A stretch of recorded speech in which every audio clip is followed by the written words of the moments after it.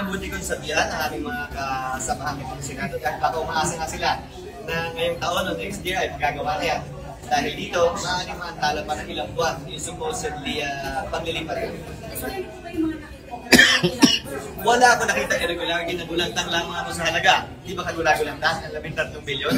At mas nakakagulantang ang 23 bilyon para sa isang opisina lamang.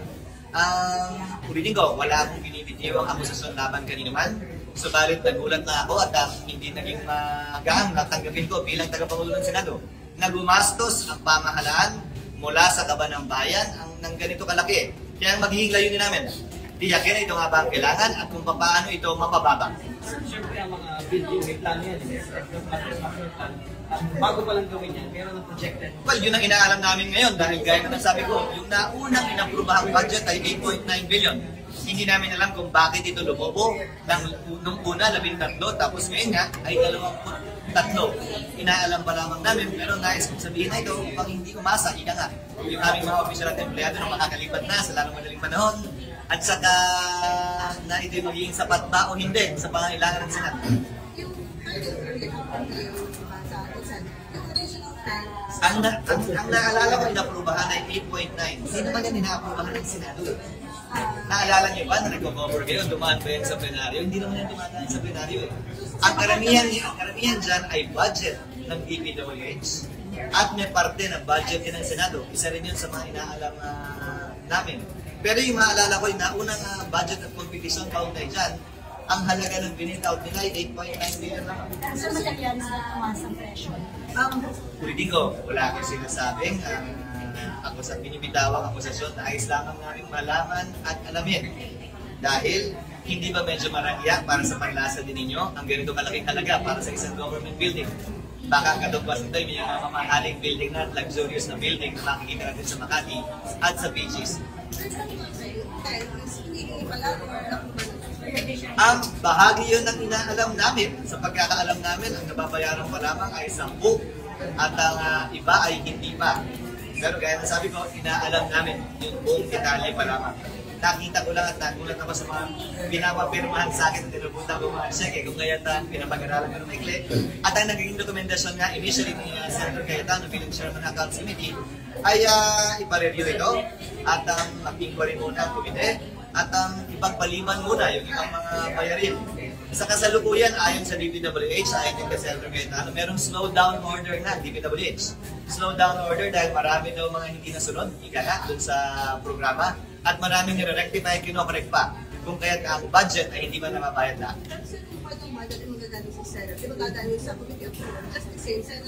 Hindi dumadaan sa committee approval yung nakalagay yun sa budget. At nagko-cover kayo ng Senate. May nakita na ba kayo yung naprubahan ng budget ng Senado mismo sa plenaryo na pinagpagawa? Wala.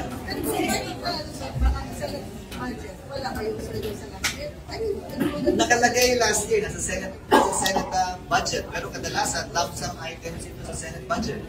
At kapag Senado, siyempre, binibitawan nyo na hindi gagamitin sa tama, sa wasto, sa maayos at wala naman talaga nagtututal hanggang siguro ngayon. So, ano pinag-design? Sino pinag-design?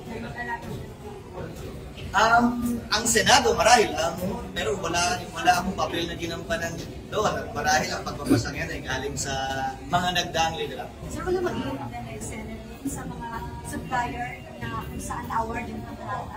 Hindi ko alam. Kung wala namang problema, wala namang dahilan na maganda na sila. Pero kung may problema, anong gusto niyo gawin naman namin?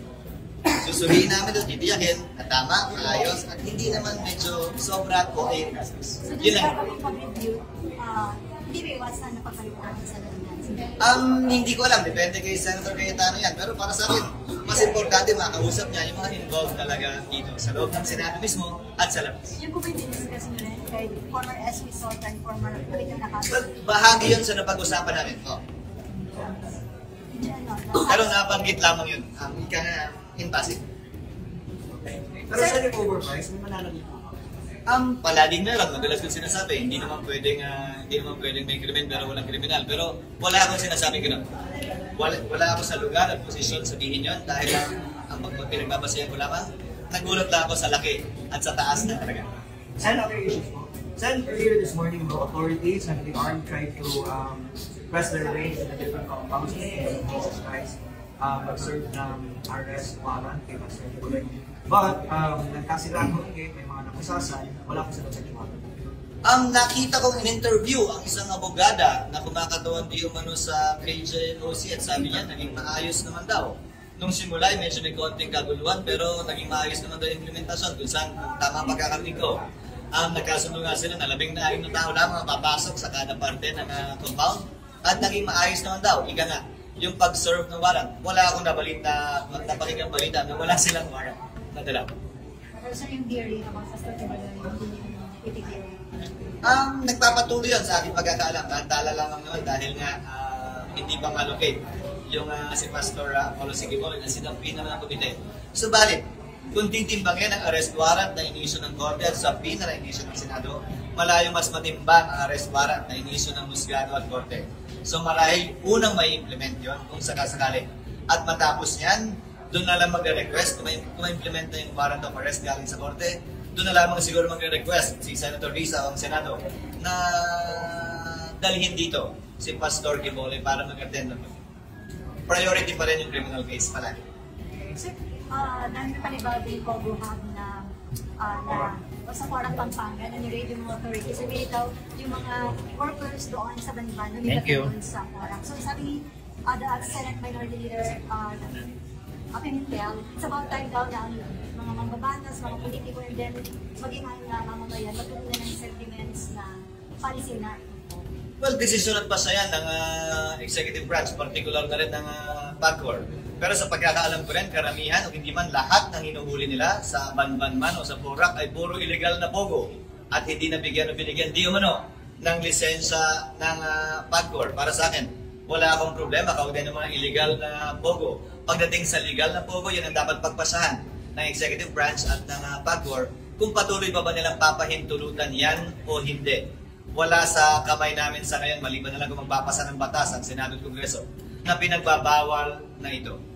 Sir, schedule mo kayo ng meeting from August this week?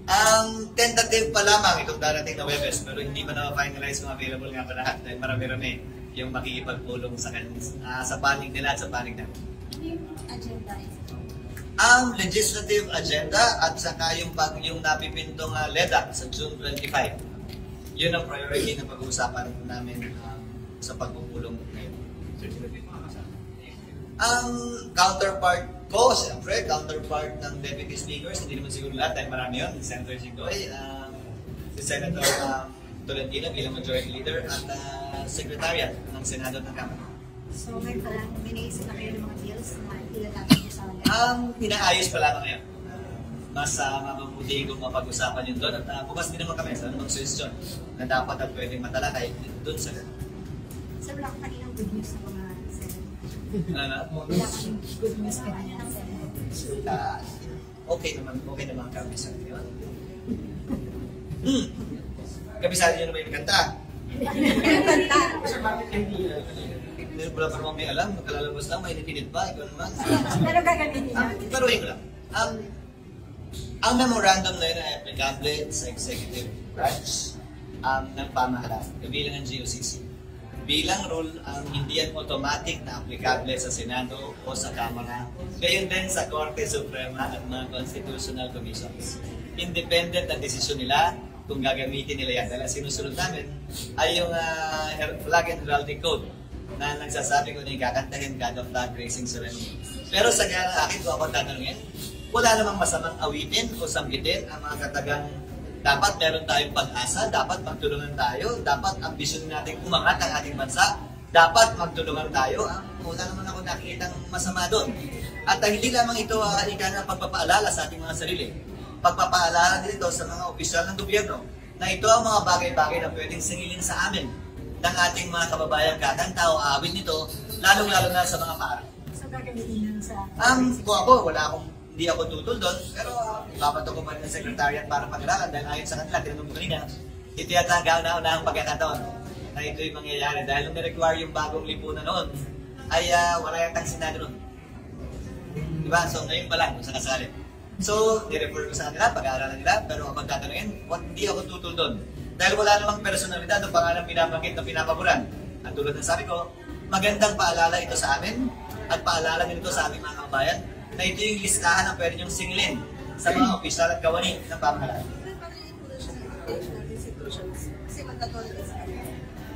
Ang may kapangyarihan ng executive branch gawin yan sa pamamagitan ng DepEd gayon din, sa pamamagitan ng SHED. At karamihan din naman ng tertiary institutions natin ay state universities and colleges. Sakno yun ng memorandum ng Pangulo. So, yung argument ng Senator Pimentel na yung mga students daw, hindi naman sila considered as government employees. Bakit kailangan ng pansin? Gayon din naman. Hindi yung pambansang awit, gayon din. Yung panunumpa sa batawat, gayon din naman. Wala naman sigurong masama para sa akin na sa mura o maagang edad ay mamulat ang ating mga kababayan sa responsibilidad nila bilang mamamayan at responsibilidad din ng mga kawani at opisyal ng pamahalaan para sa ating mga mamamayan. So, yung MC, hindi na kailangan magpatas considering yung knowledge naman. Well, tiyak ko, merong maghahain siguro ang panukalang batas kaugnay niyan. Dahil gaya na sabi ko, hindi yan nakapaloob sa flag and heraldic code. Kung nais nilang gawin talagang formal na yan at ipatupad sa lahat din ng mga okasyon ng mga pribadong sektor, ang tamang hakbang ay i-amend yung flag and heraldic code at isama yan. Kailangan ng bago, that's Para amyendahan. pwede na ito hindi lang sa government.